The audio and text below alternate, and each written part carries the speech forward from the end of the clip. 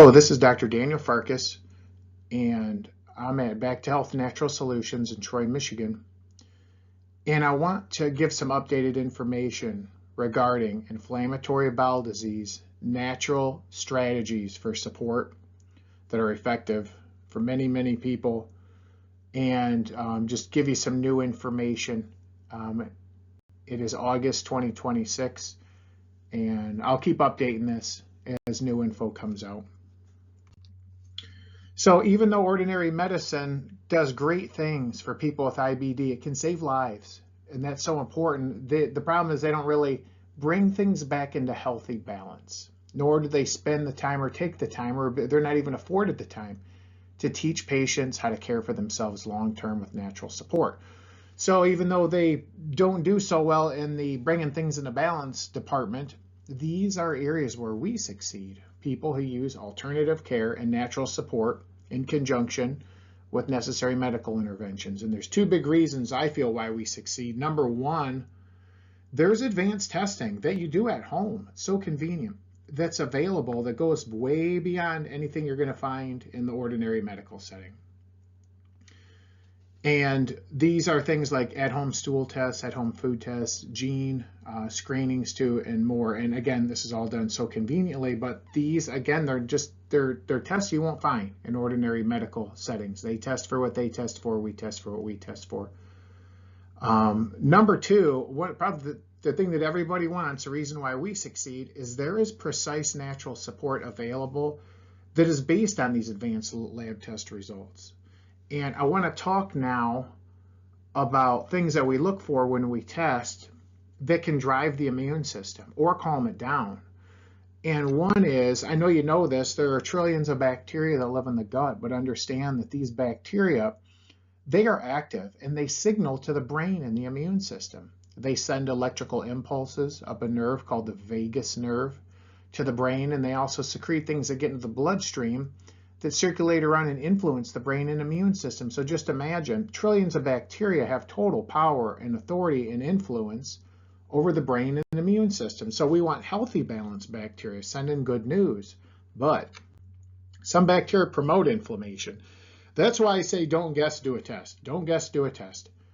I say use advanced testing to actually measure your healthy, good bacteria, and also look for pro-inflammatory bacteria, pathogens, sometimes parasites, candida, fungus, all these things that they just don't screen for in normal, ordinary settings, if you will. We're looking for extraordinary information. Now, I said there's two reasons why the gut has such power over the immune system. This bacterial one is huge. Imbalanced bacteria is a big problem. Just to add on to that, there's something you might have heard of called SIBO. If you look on the left, what we see is a healthy intestinal tract. The dark area is the large intestine, the small area is the small intestine. There's very few bacteria in the small intestine, relatively.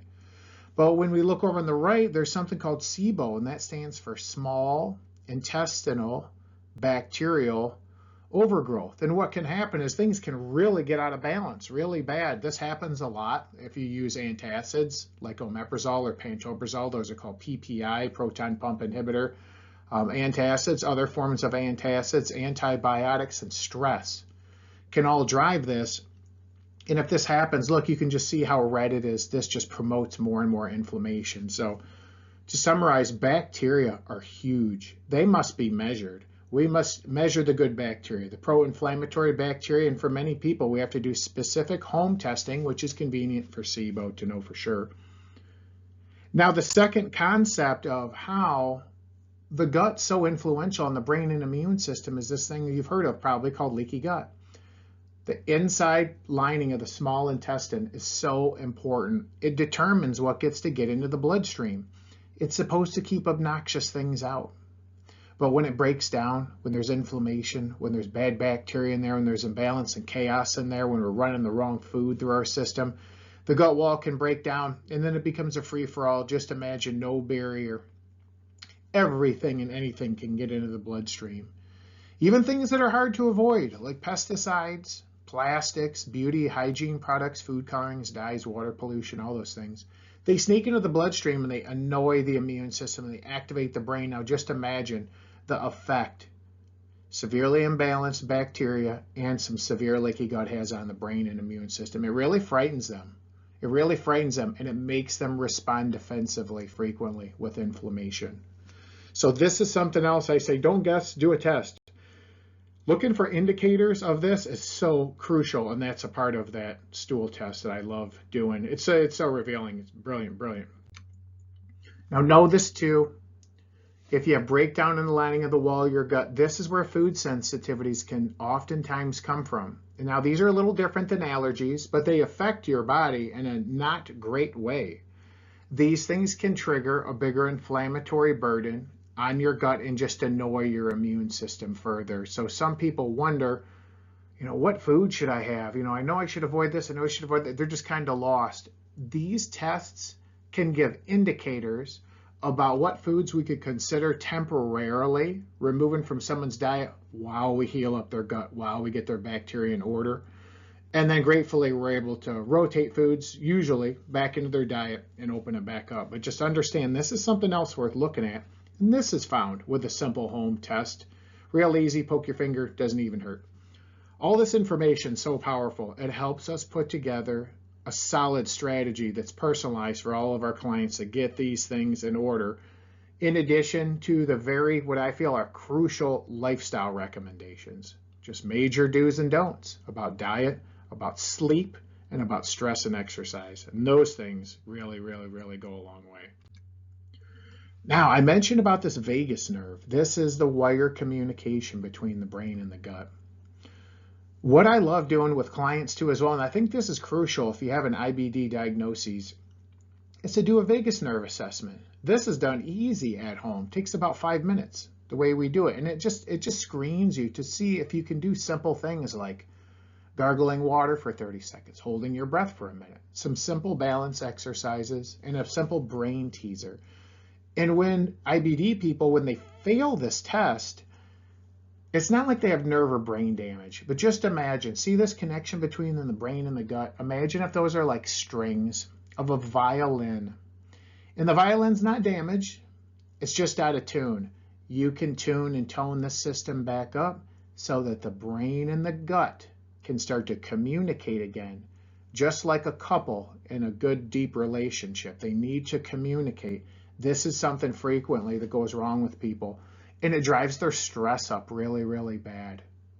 And then that begets more gut problems and on and on. So I just feel like taking a complete look at somebody, looking at their gut, getting their bacteria figured out, get their food right, get their nervous system right.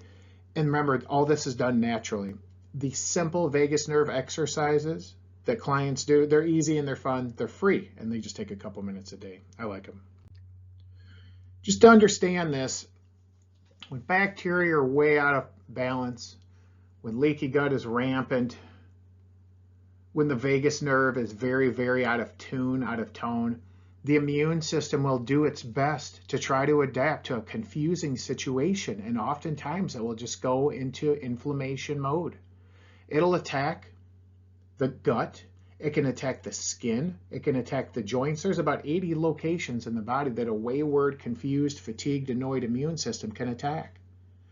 And understand too, 25% of people with the IBD diagnosis, they have inflamed skin problems. It's very, very common. We look at this chart, we can see on the left, you can have inflammation of your nervous system and your nerves. Next, you can have inflammation of your circulatory system, in the center, your respiratory system where you breathe. Towards the right, digestive system, of course, can get inflamed, seriously. And then to the far right, the skin and the joints, the muscles, everything can become inflamed too as well. So I say this, here's a bright idea I say. How about a stool test for bacteria balance and leaky gut? How about a food test for food sensitivity? If you need one, how about a SIBO test for SIBO overgrowth and a vagus nerve assessment for nervous system function? Then take all this information and then apply things, these natural interventions I mentioned before. This wonderful invention of these things called medical foods. Now, there's no medicine in there, but these natural blends of powders work so well to calm and heal the gut. They had to nickname them medical foods. All natural, though. I love powerful natural anti-inflammatories, and properly administered, stair-stepped probiotics done in the right time to restore healthy, good bacteria, while people avoid their food sensitivities and do their vagus nerve stimulation. And again, I love giving little lifestyle do's and don'ts, I think, that are really crucial, because I think it's the lifestyle long term that can really help people live in remission to the best of their ability. Now, when you think about like a total transformation of gut function, it doesn't take years. You can make a lot of progress in a matter of weeks into months too as well. That's the neat thing about the digestive system. It changes constantly. And your immune system and the way your brain behave, they can be altered. They can be influenced too. So I say the path forward, simple as this. Number one, identify everything. Test, don't guess. Eliminate the inflammatory invaders. Come back and repopulate the healthy, beneficial bacteria. Why? So they get that good signals, that good signaling from the brain to the gut, and from the gut especially towards the brain. Know this, of all the information that flows back and forth across that vagus nerve, 80% of it flows from the gut up to the brain. I'm going to say that again, 80% of all the information that flows back and forth across the vagus, 80% flows to the brain. Remember, the brain is listening to the body. It's listening to the gut for how it should behave and run the immune system. I say to heal up leaky gut, just like if you're on a boat and there are holes, those holes need to be plugged. I say decrease the inflammation response with a lifestyle and ultimately become independent. That's what I really love. Don't forget this part, getting that gut-brain connection working for you, getting the gut and the brain back in harmony, happy again, so that the brain doesn't feel compelled to attack it with inflammation. I think it's possible. So perhaps this helps to put some pieces together. If your goal is to get a solid, natural approach, I'm just letting you know that in my experience, in my opinion, it's possible. And we see people of all ages, children get IBD. People of retirement age and beyond get IBD.